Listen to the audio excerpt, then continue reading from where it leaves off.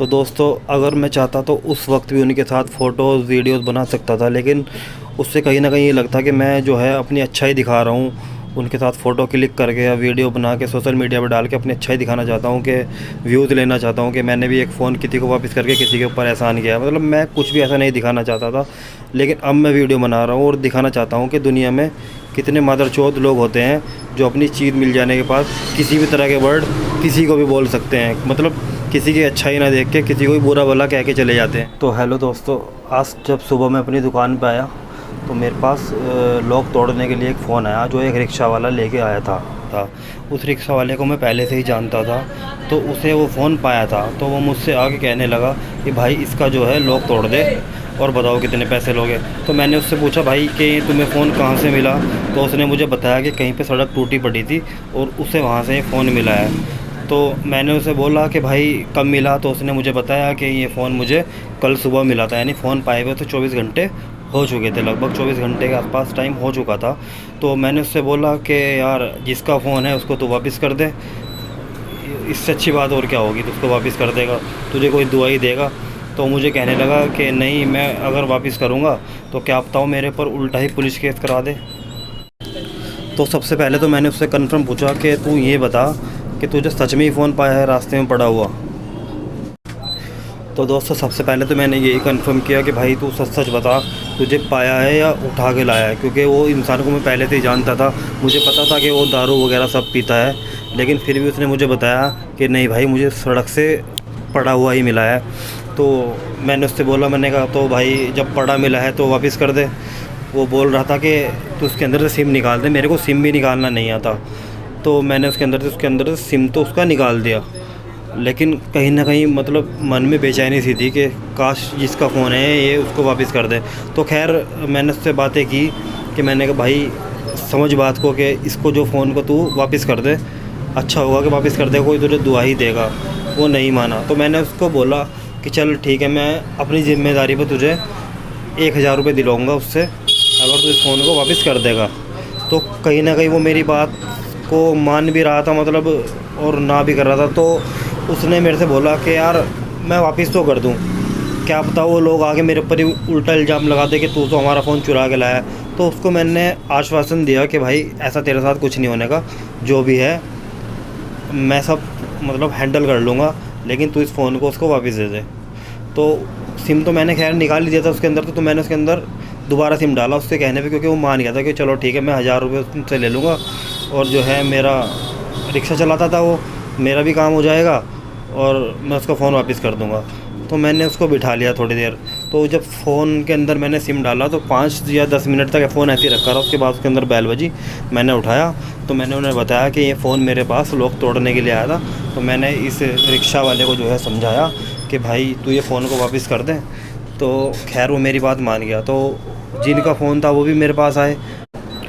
तो भाई जब 5-10 मिनट बाद मेरे पास जो है उस फ़ोन पर कॉल आया, मेरी उनसे बात हुई जिनका फ़ोन था। तो मैंने उनसे सबसे पहले तो कंफर्म किया कि आप ये बताइए कि फ़ोन आपका कहाँ पर गिरा था। तो उन्होंने जो जगह मुझे बताई और वही रिक्शा वाले ने बताई। तो खैर ये तो कंफर्म हो गया कि फ़ोन रिक्शा वाला भी सच बोल रहा है, उनका जिनका फ़ोन गिरा है वो भी सच बोल रहे हैं। तो फिर मैंने उनसे पूछा, एक बात मतलब कंफर्म करी मैंने उनसे ये जानने के लिए कि मैंने कहा आपका फ़ोन गिरा है चोरी हुआ। तो उन्होंने मुझे बताया कि हमारा फ़ोन जो है गिरा है। तो खैर इससे तो मतलब साफ़ हो गया कि उनका फ़ोन गिरा ही था, क्योंकि भाई अगर चोरी हुआ होता तो मेरी तो वाट लग जाती। का फ़ोन था वो फिर मेरे पास आए, मतलब थोड़ी देर बाद फ़ोन आते रहे उनके, वो मेरे पास पहुंच गए। मेरी दुकान का एड्रेस मैंने उनको दिया था, वो मेरे पास पहुंच गए। तो आने के बाद उन्होंने, मैंने उनसे पहले ही बोला था कि भाई 1000 रुपये वो बंदा लेगा। 1000 रुपये में मैंने उसे मनाया, क्योंकि आपको पता है कि रिक्शा वाला था और शराब वराब सब पीता था, क्योंकि मैं उसको पहले से ही जानता था, मैंने आपको बताया। तो खैर वो मेरी बात को जो है मान गया उन्होंने। तो मैंने उन्हें बताया कि वो रिक्शा वाला जो है बाहर बैठा है, आप पहले तो अपने फ़ोन का मुझे पासवर्ड बता दो, पैटर्न जो भी इसके अंदर लगा था। खैर उन्होंने पैटर्न को जो है खोल दिया। तो मुझे भी विश्वास हो गया, चलो फ़ोन तो भाई इनका ही है, जब इन्होंने पैटर्न खोल दिया एक बारी में ही। तो फिर मैंने बोला उनको कि रिक्शा वाला बाहर बैठा है, तुम जो है उसको, मैंने आपको बताया था कि 1000 रुपये लेगा, तो आप उसे 1000 रुपये दे दो। तो पहले तो उन्होंने रिक्शा वाले की तरफ देखा, तो बार्गेनिंग करने लगे कि भाई 500 ले ले। तो रिक्शा वाला तो मेरी ज़ुबान पे था, उसको मैंने वादा किया था कि भाई मैं तुझे 1000 रुपये दिलाऊँगा।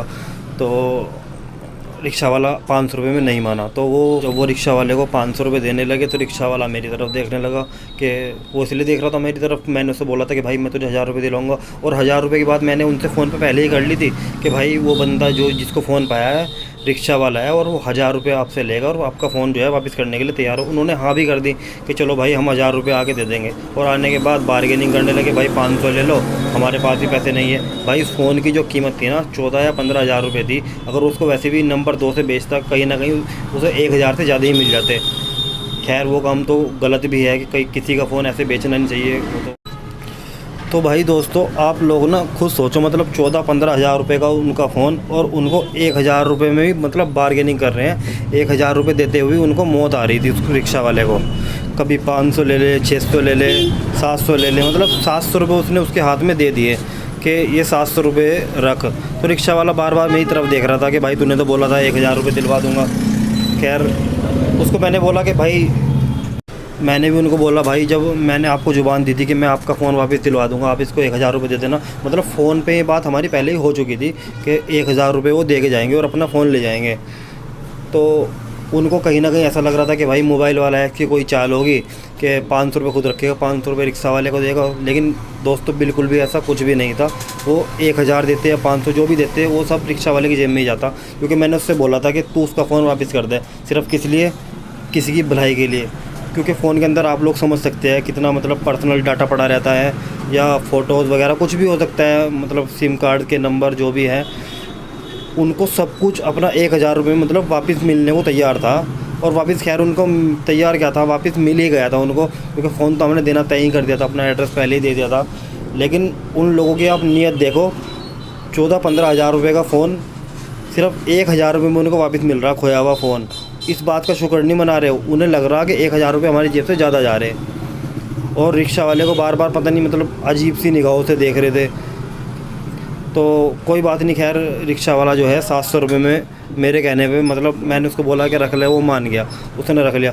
लेकिन वो लोग मतलब जाते हुए तो पता क्या बोला उसने कि रख ले, तेरा तो जो है 7-8 दिन का काम हो गया। 700 रुपये मतलब उनका कहने का मतलब ये था 700-800 रुपये में मतलब 7-8 दिन का काम हो गया। वो दारू पीता था, मतलब दारू का 7-8 दिन का काम हो गया। मतलब किसी के लोग अच्छा ही नहीं देख रहे, और मतलब इस तरह की बातों से कह के चलेगा, जो बात मुझे सच में बहुत बुरी लगी। मतलब जब उन्होंने बोला ना कि भाई तेरा तो 7-8 दिन का काम हो गया, मतलब गरीब आदमी के पास भी ऐसी बात नहीं कि कुछ नहीं होता, उसके पास फीलिंग तो होती है, समझ तो सकता है, भले वो दारू पीता है कुछ भी है, लेकिन उनको ऐसी बात नहीं बोलनी चाहिए थी भाई कि तेरा तो 7-8 दिन का जो है काम हो गया, इतने में रख ले। ज़बरदस्ती मतलब किसी की अच्छाई नहीं देख रहे, वो गरीब है अपने लिए है, मतलब तुम्हें तो उसकी अच्छाई भी तो देखो कि वो बेचारा मेरे कहने पे फ़ोन देने के लिए आपको तैयार होगा। लेकिन नहीं, उन्होंने जो बात बोली गलत बोली, उससे मुझे बहुत ज़्यादा दुख हुआ। मतलब सच में ही इतना ही कहना चाहता हूँ कि दुनिया सच में ही मादरचोद हो चुकी है। मतलब किसी का अगर फ़ोन मिला ना तो साले को तोड़ दो, फोड़ दो, वापस मत करो, क्योंकि दुनिया सच में ही बहुत बहनचोद मादरचोद हो चुकी है। मतलब गरीब आदमी है, दारू पीता है, रिक्शा चलाता है, अरे किसी से मांग के थोड़ा ही ना खा रहा है, अपने पैसे की पीता है, रिक्शा चलाता है, मेहनत करता है, ऐसा थोड़ा ही ना।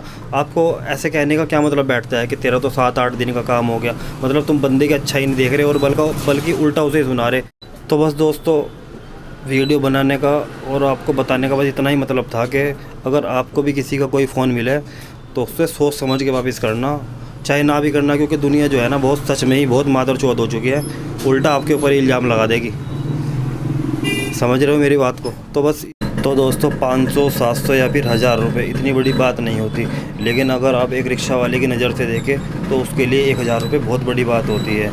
और दोस्तों मुझे कमेंट करके ज़रूर बताना, अगर आपको आपकी कोई खोई हुई चीज़ जिसकी कीमत 10 या 15 हज़ार रुपये अगर आपको अचानक से मिल जाए तो क्या आप अपनी खुशी से 1000 रुपये नहीं दे सकते? मुझे ज़रूर बताना नीचे कमेंट में लिख के।